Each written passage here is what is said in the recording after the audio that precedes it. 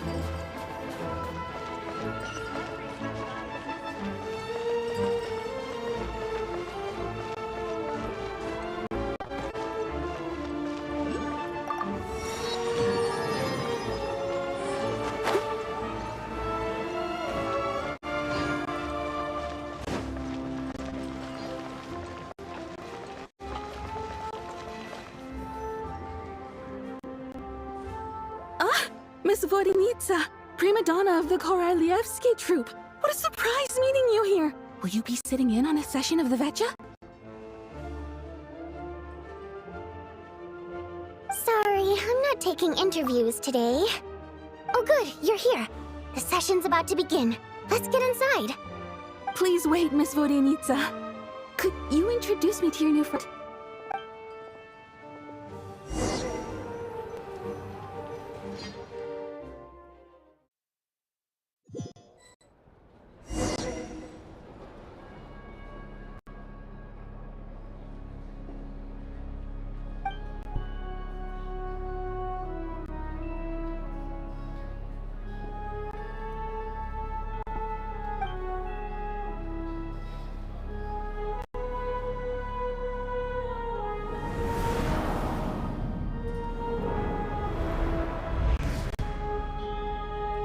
In summary, the energy management commitments made for the outgoing period have been delivered upon. Furthermore, both the production and consumption of Kresnik Crystal show clear signs of stabilizing. The relevant agencies have assessed the present circumstances and determined that the status quo can be sustained until the next period. For detailed statistics, I would refer you to the industry reports that have been distributed to all persons present. It should also be noted that while the recent blizzards have led to a significant increase in people's energy expenses, this is strictly a short-term phenomenon associated with a remotely located monster. Her Majesty the Tsaritsa is giving her full attention to this matter. We should have every confidence that it will be dealt with swiftly and conclusively. A financial report on disaster relief is also present in this report, courtesy of Pantalone. They cover the same old ground every single time. The rooster never seems to mind, but everyone else is getting tired of it. There's a general lack of trust. People aren't seeing any tangible benefits that affect them directly. Of course, none of that will be reflected in any of the reports on the table. Yeah, if it weren't for these hard copy documents, I could have at least made something up. Oh, don't mind me. I'm just out here trying to hit my interview quotas. Bring out the kvass. Ever read it? Best-selling newspaper in town. If I remember correctly, you guys don't even have a sales permit. You have to sell from stalls on the street. Okay then, best-selling street stall newspaper in town. Still counts.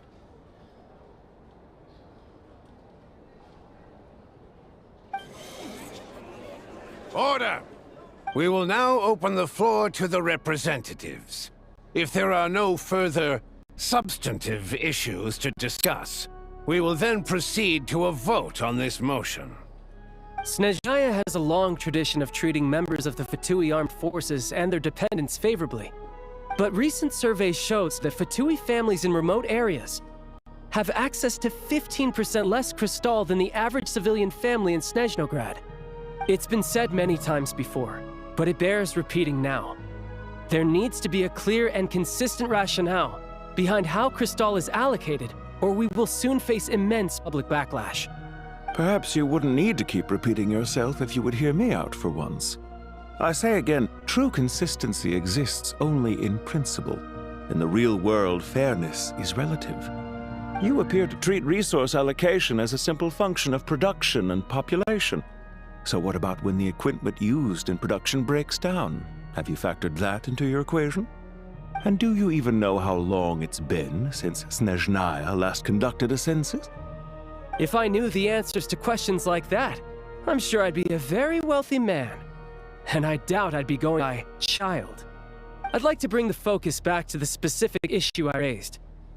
Or do you wish to deny that favorable treatment for Fatui dependents is our long-standing policy? It's easy to be a critic when there's no accountability. That seems to be a running theme in the anti-Project Stuja cohort. Defeat the ringleader and all other problems will magically resolve themselves. That's what they seem to think. But in case you aren't aware, not one jot in my report would change whether Project Stuja continues or not. So you have no intention whatsoever of finding a solution to this problem? On the contrary, I'm the only one here who ever brings solutions. Child opened by speaking up for the armed forces. Regrator struck back with style and a war of words ensued.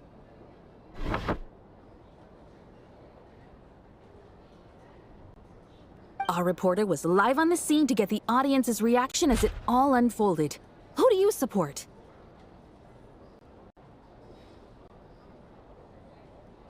The people have spoken! Grader delivered a deft rebuttal to Child, as we've seen so many times before. But how could Child take this lying down? Now you see why they don't have a sales permit. However this reporter wants to spin things, I haven't forgotten that Tartaglia was representing the Northland Bank when we first met in Liyue. So, surely their relationship can't always have been this strained. You two are getting off topic. Let's focus on what the data is saying. Mr. Pantalone, may I speak on your behalf? Oh, please do. I'm more than happy to save my breath. Crystal distribution policy undergoes modifications with each new period. The ultimate goal being to find the most reasonable method of allocation, which I believe is what Mr. Tartaglia also seeks. But I fear many may have been misled on this topic by extremist activists. To clarify, Project Stuja is not the root cause of the problem. It is merely a framework for resource distribution. The most recent reports all point to Snezhnaya's resilience and adaptability during this period of fine-tuning, and give clear indications that a distribution framework is improving with each iteration. To make drastic adjustments without first considering the risks would likely do more harm than good. It would be a waste of the hard-won experience we've gained to date. Renowned scholar of finance, Arapov spoke up to clarify the fiscal logic, clearly alluding to social organizations like the Rokot in his words. With the notorious Lelek still active to this day, should the Rokot be held responsible? No, there is someone else to blame.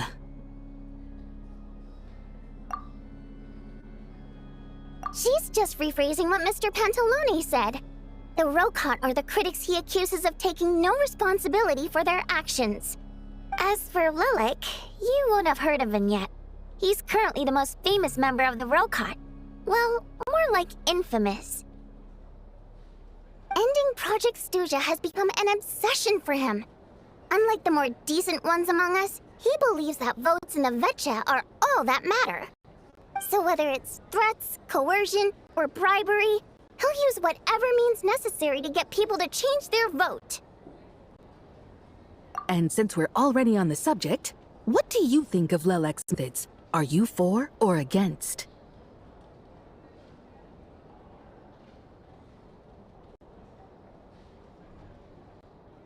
Despite a handful of detractors among the audience, the people overwhelmingly support Lelek. We stand with Lelek! At least someone here wants to take this discussion seriously. I've been considering that issue myself. What you really need is more precise regional data, right? I think it would be easiest to let the Fatui handle it, since they're already in charge of Crystal shipments anyway. We may as well get them to collect some data while they're at it. Whatever you need, you can ask the Fatui to look into it for you. In terms of supervision, I think the Druzhna would be a good fit. I had hoped to discuss this with Miss Vesna, but sadly, she's not present. I will be happy to take a note of your suggestions and present them to Commander Vesna for a decision upon her return. The Commander has always taken a keen interest in Project Stuja. However, given the Druzhna's demanding workload, I'm afraid it may prove difficult for them to provide any practical support. Let us refrain from jumping to conclusions until a concrete and actionable plan is in place. My apologies, Lord Rooster. There are numerous issues to address here, including manpower, time sensitivity, and reporting lines. Nevertheless, I support drafting a proposal.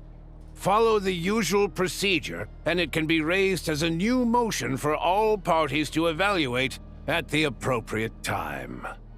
In that case, I'd like to share one thought where the proposal is drafted. The issue of time sensitivity was raised just now, which I presume relates to the official reports. In fact, the Energy Commission already collects regular statistics on each urban center and its surrounding area. Would these be of any use? That's a good idea. I read every issue of Sviatlo report, and although my focus is mostly on the section about equipment operation, the energy consumption statistics also yield a lot of insights. Be that as it may, does no one see an issue with using local data to determine crystal? Not if they are used purely for reference. So long as we have the report from the Northland Bank's headquarters to corroborate it, no one will be able to fool me. Very well, then. It appears that this arrangement's acceptable to all parties. Yeah, sounds good to me. The members reached a provisional consensus on the issue of improving treatment for Fatui soldiers.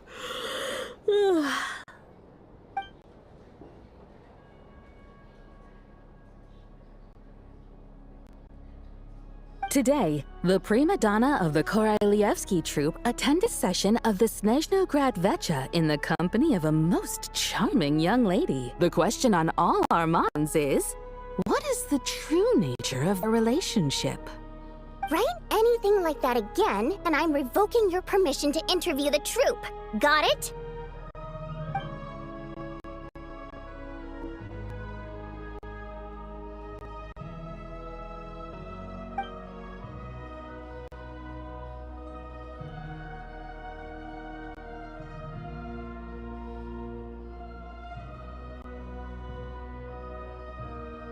Now then, if there are no further contributions from those present, we shall proceed to the final vote.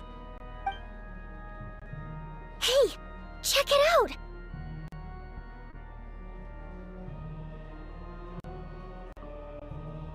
What made him vote against? Why now?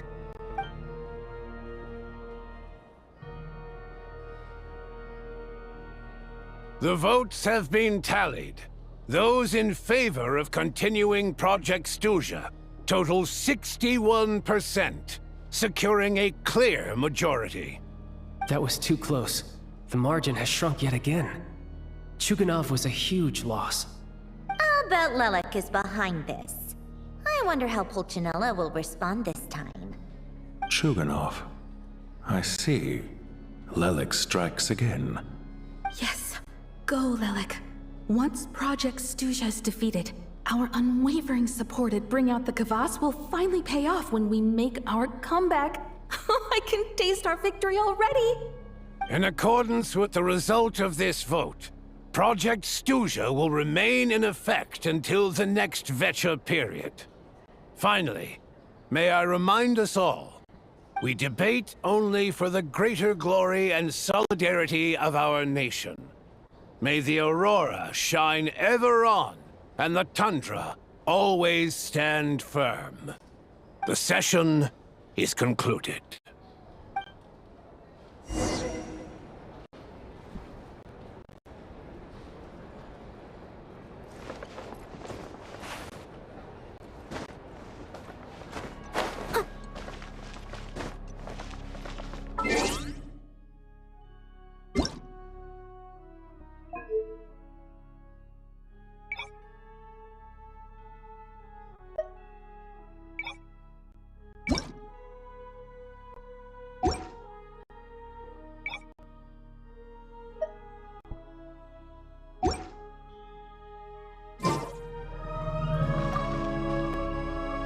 I have to say, I really wasn't expecting Chuganov to vote against Project Stuja.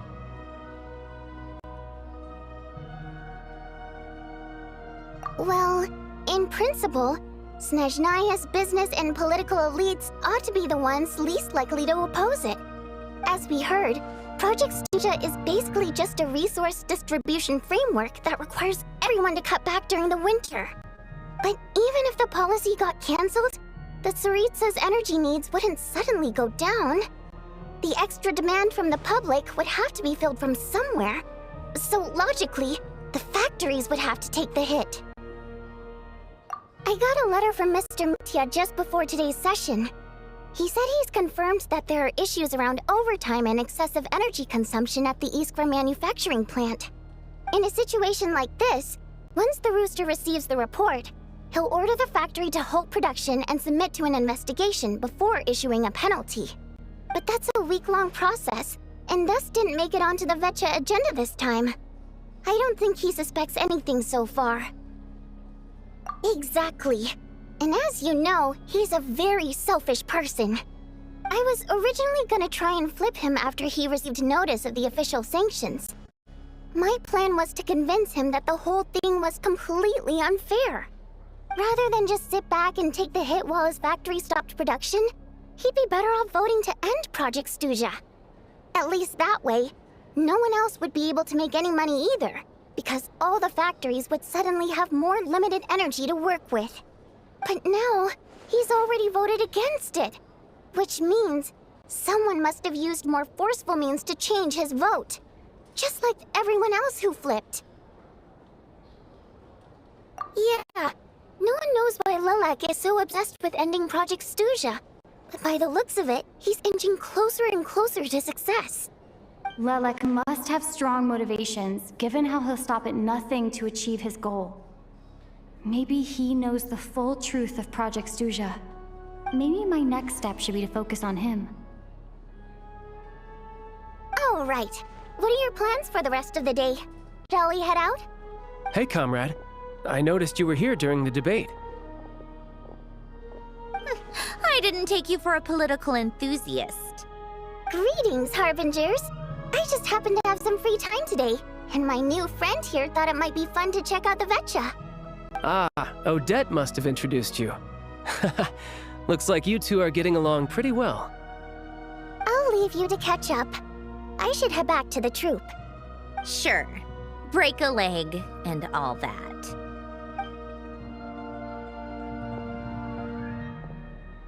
Thought it might be fun to check out the Vetcha, did you? Things are never that simple with you, Traveler. There's no way you're here for kicks and giggles. Tell me I'm wrong. Oh, yeah. To some, he's a captivating enigma.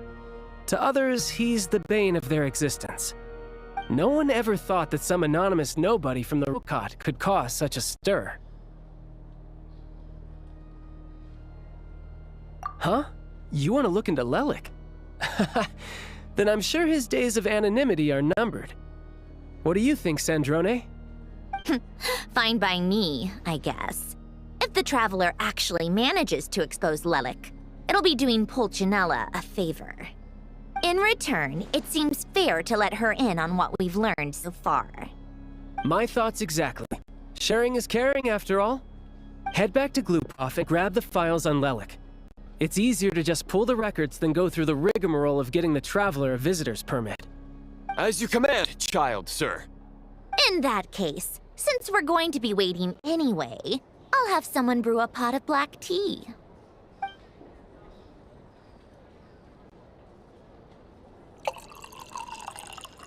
One common thread among the many incidents Lelik has been involved in is that the victims are all too scared to share any real information about him.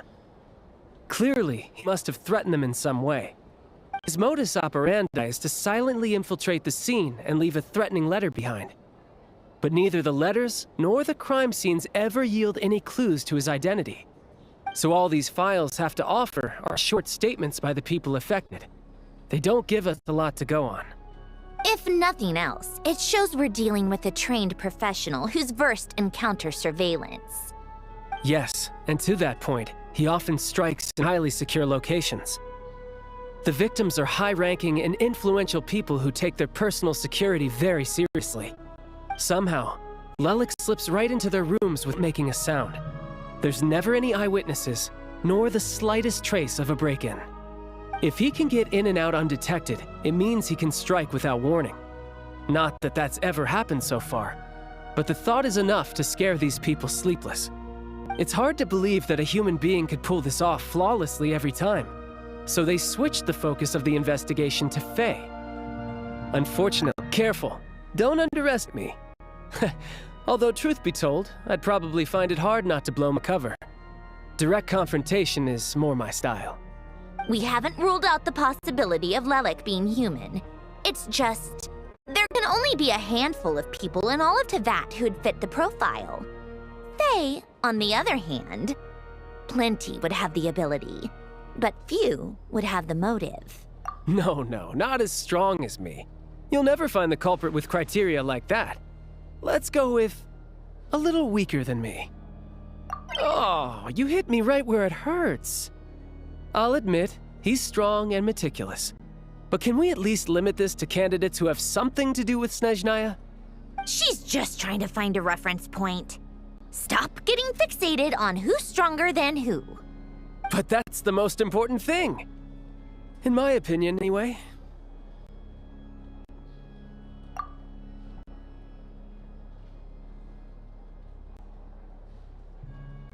Odette? Yeah, that seems about right. Her skills are solid, and she's always calm under pressure. Except she's Fatui, so the likelihood of her working against us is pretty low. But yeah, much more accurate than your previous example, at least. No, wait a moment. Maybe we should interrogate that assumption. What do you mean? Which assumption? Her Fatui identity doesn't necessarily exonerate her. And when you think about it, the Rokot would be precisely what she needs to conceal her identity. Plus, she wouldn't need to be such a pro at covering her tracks. She'd already know where the Fatui will be and when. So she could choose the perfect time to act. Oh, yikes. I was just thinking out loud. Why is this starting to sound like such a convincing theory? Still, what reason could Odette possibly have for trying to call off Project Stuja? Arlecchino would be the best person to ask. She knows Odette best. Unfortunately, ZERLYN used to open up to her in private about her struggles with Odette. As I'm sure you can imagine, Arlecchino is quite a lot better with children than ZERLYN was. She gave her some tips on how to handle the situation, and ZERLYN managed to reach a settlement with Odette before leaving. So I suppose there were at least no lifelong regrets left behind. Beyond that, I don't know the details about that side of things. But I do know that Odette definitely has a motive to hold a grudge against Project Stuja. The reason being, her father passed away during the early stages of the project. That was back before it had been named Project Stuja, when things were still being worked out. But in essence, it's remained the same ever since. Huh. The more you know. ZERLYN was always so self-centered. I never understood why she started paying so much attention to Odette. Is that such a surprise? If you cast your mind back, you may remember that ZERLYN and I weren't exactly close. We had tea together a few times, but that was about it. Odette's past is no secret. Her father was a fatus and her mother was a very famous ballerina. On the surface, it looks like she followed right in her parents' footsteps. But the truth is quite a different story. After her father passed away on a mission, her mother was overcome with grief. She broke her leg during a performance and never danced again. Odette was only interested in ballet at the time, but this tragedy left the family with both breadwinners gone. They could barely make ends meet. Per Capitano's policy, family members of Fatui who died in the line of duty had to be appropriately accommodated and provided with adequate assistance. So, regardless of how ZERLYN may have felt about it, it fell to her to resolve the issue of Odette's family's livelihood. In the end, the solution they agreed upon was to have Odette join the Fatui. Right, because the alternative would have been a one-off compensation payment, I guess. In that sense, joining up was definitely the better option. Still, she must have had mixed feelings about it, right? If she doesn't even like the Fatui. It's just a theory, a possibility. But as a motive for Odette to become Lilac, it holds up. That said, I have no idea where Odette's head is at right now, or what her conflict with ZERLYN was about. Plenty of people were on bad terms with ZERLYN. I have no intention of trying to figure it all out.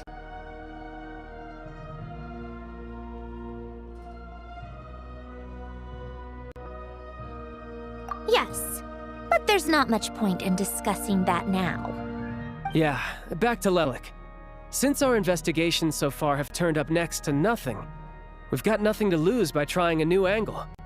Funnily enough, Tonya and I had actually made plans to go to the theater tomorrow to watch Odette's rehearsal. Unfortunately, thanks to this Lilac situation, I'll be stuck working overtime again. Which means you can go in my place. No point wasting the ticket. Plus, you'll get to meet Tonya. Spirit Seeker. Quite the classic ballet. It was passed down through Odette's mother's family for generations, though it hasn't been performed in years.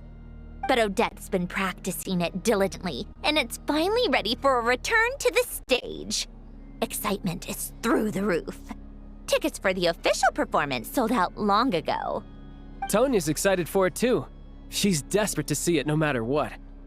Personally, it's not really my kind of thing, but since she's my little sister, I had to figure something out. I've actually seen it several times before. The story's pretty straightforward. The lead character follows a trail of clues left behind by a spirit, gradually recovering her memories along the way. It's a tale of love and regret. So not exactly reinventing the wheel, at least by today's standards. But when that classic melody kicks in and the lead character begins to dance, it always gets me. It really is beautiful. Not an easy dance to do justice to, though. I know it's always been Odette's dream to perform this piece, but I'm not sure she's really ready. In that case, I think that even if she is Lelik, we should wait until her performance is over before we respond. I'll let you take it from here, comrade.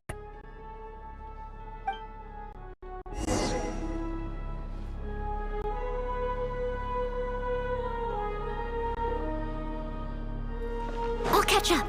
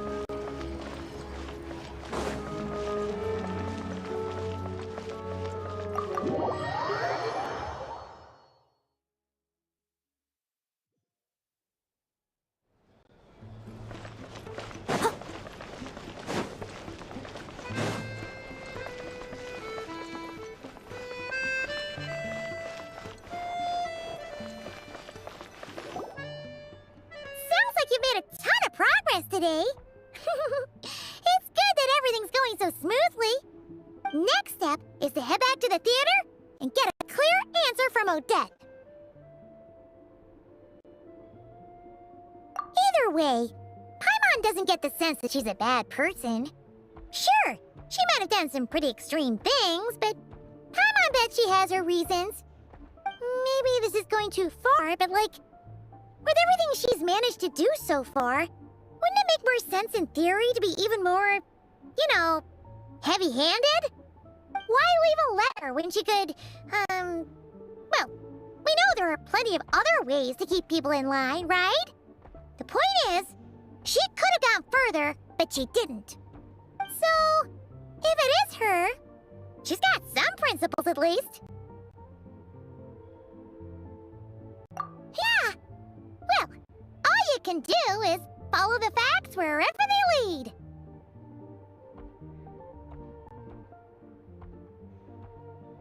No change, really. But that thing Paimon told you about yesterday? Paimon feels like she can sense it more clearly now. Hearing you talk about your day makes Paimon itch for an adventure. If only she could be there with you so we could experience it all together. Yeah, I wish you could be there too. I'm not used to adventuring alone. But don't worry, we'll get to the bottom of this. Guess it's just one of those things. Never mind. Paimon will behave herself and keep resting.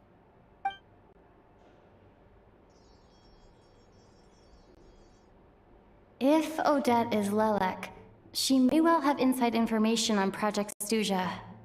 Her father was involved with the project's early implementation and tragically died in the process.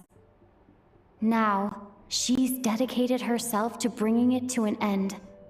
It's hard to imagine she could have gotten this far without knowing anything at all about the Tsaritsa's true intentions. When she spoke to us as a member of the Fatui, how much did she let on? And how much was she hiding? Only time will tell. Maybe tomorrow everything will be answered. Hey look! It's snowing! Could be a tough day ahead. Make sure you wrap up warm tomorrow.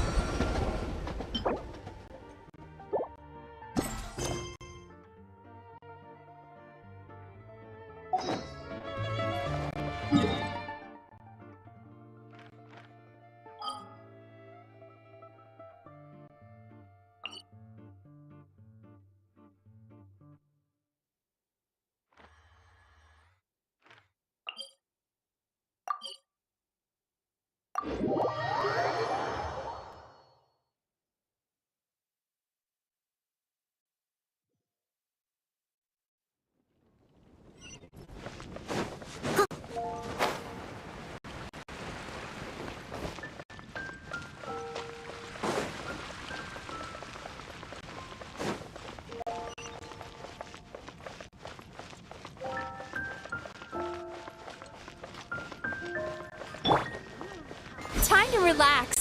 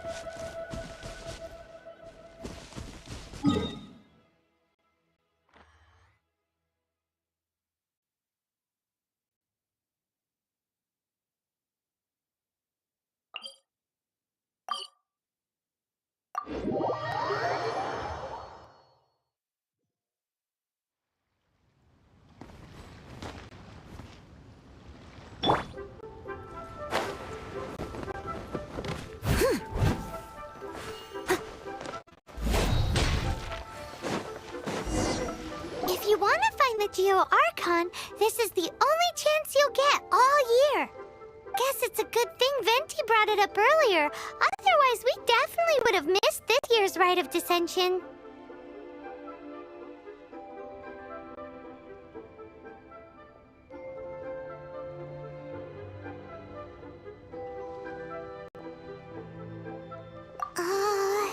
Might be today, might also be tomorrow.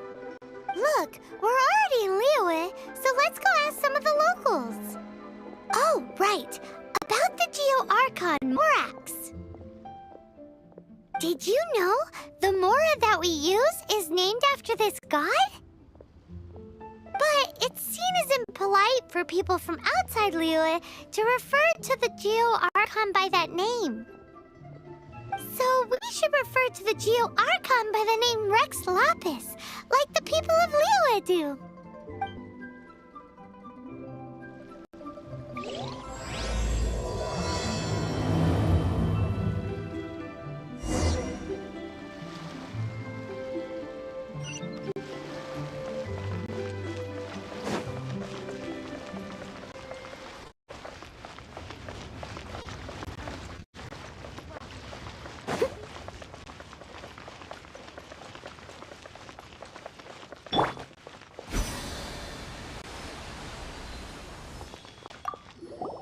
Oh, are you also foreigners here for the Rite of Dissension?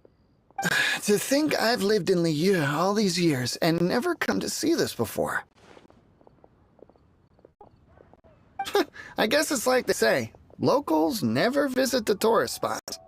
I wish you well on your travels. Liyue always welcomes you.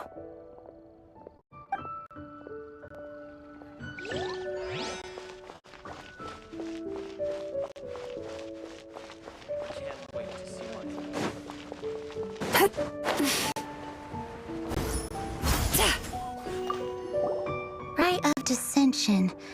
Oh yeah, that reminds me. Isn't that today? Once a year, Rex Lapis bestows upon us his divine prediction, guiding us on how to run Liyue for the coming year. Last year, it was the Yuheng of the Liyue Qixing that was given the honor of asking for the divine prediction. Ooh, Paimon knows this one! Mondstadt is to freedom as Liyue is to contracts. Liyue has a strong focus on business and trade. The Liyue Qixing, the 7 leaders of the 7 enterprises of Liyue, hold true control of Liyue. That's what foreigners always say. But true control over Liyue will always be held by Rex Lapis. The Qixing is comprised of mere mortals. Rex Lapis is a god. Mondstadt's god is nowhere to be seen, whilst our god is forever with us. Stay in Liyue long enough and you'll see. Given that you just left your godless city, it's time you experienced what it's like to be in a city whose god has walked with it through all of history.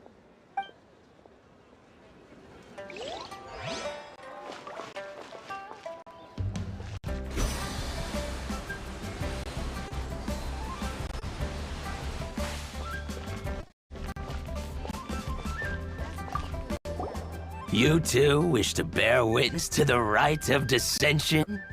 Me too. We all do. As a businessman myself, how could I not take interest in Liyue's most important business trends? The 17 predictions given last year made more than a few ripple throughout the industry. What's more, there's been a rumor going around that the Tianshui herself, Ningguang, has been acting secretly in the shadows. He wants the rocks created by geovision holders to be exempt from taxation.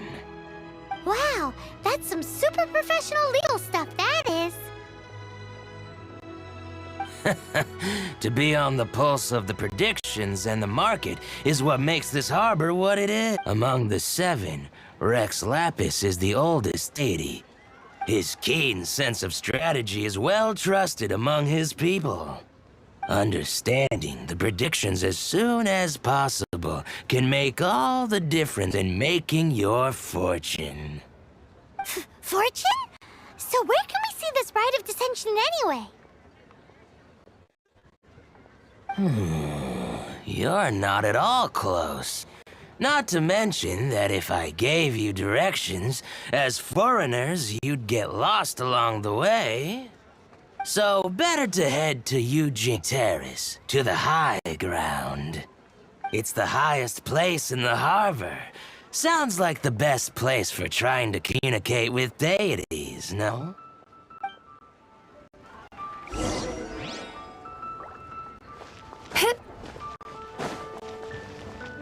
Turn that frown upside down.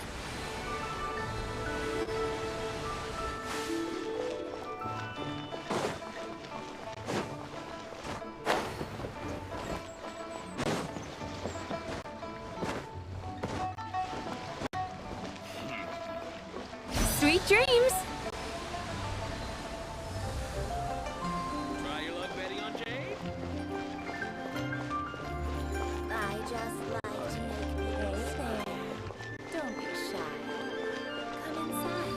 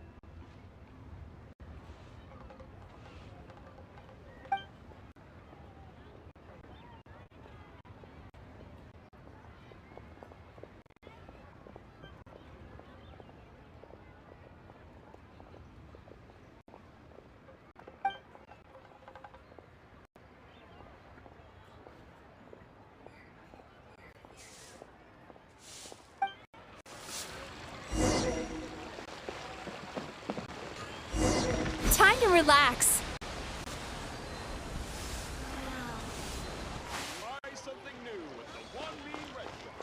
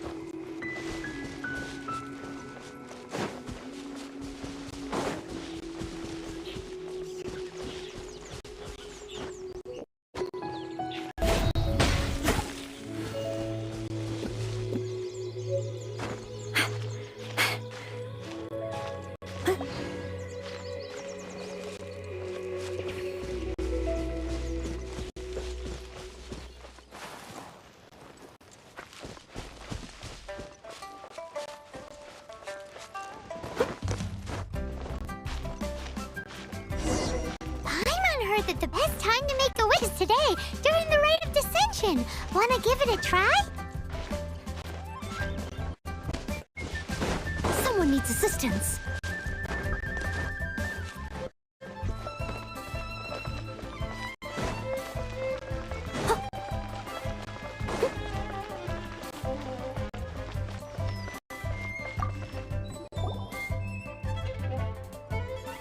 Oh, you also want a little Adepti luck too? Seems you know a lot. Making a wish during this time is sure to get you the blessings of both the Adepti and Rex Lapis himself.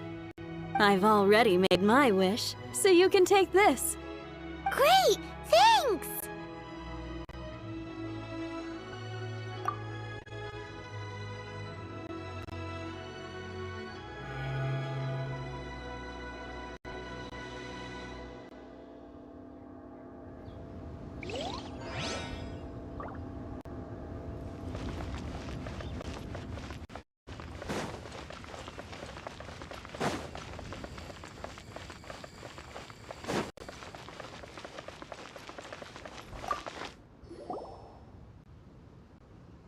Your first time in Liyue? Actually, it's my first time to see the Rite of Dissension, too.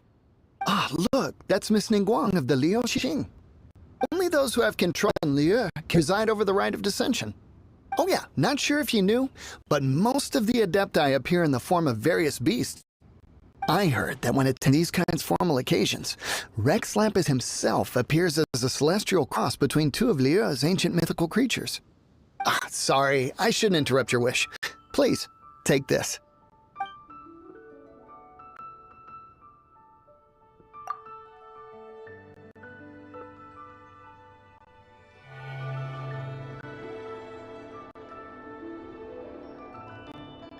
Great! Now that we're all done with the wishing, guess we can just wait here for things to get started.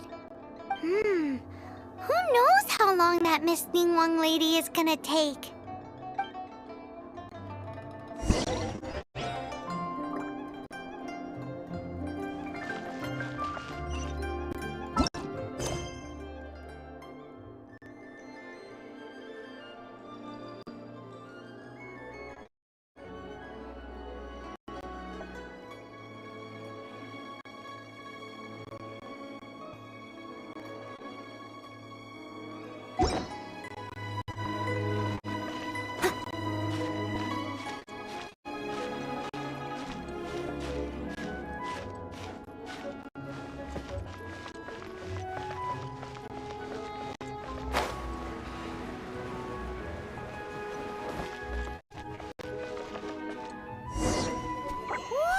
Look at all the people!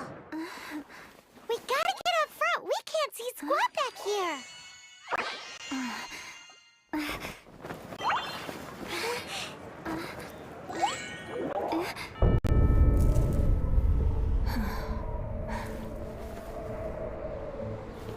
The hour is upon us.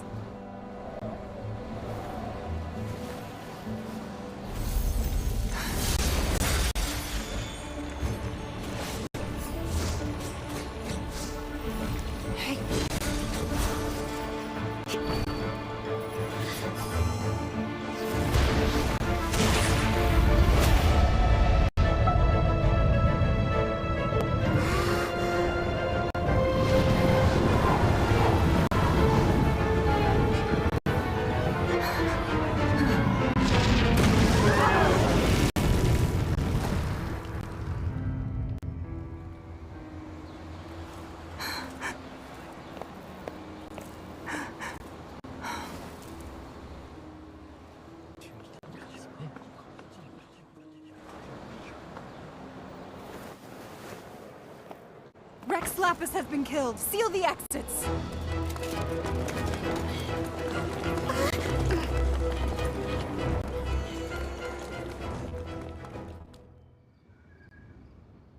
What? What's going on? Did she just say Rex Lapis is... The Geo-Archon is... dead? Oh no! The Millilith! Looks like they're nabbing suspects who got too close. Paimon's freaking out! The killer is amongst us! Wait. We got close. Are we suspects? Wait, where are you going?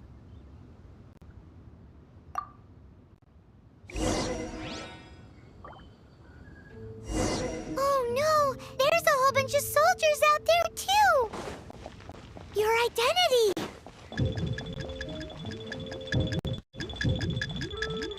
But...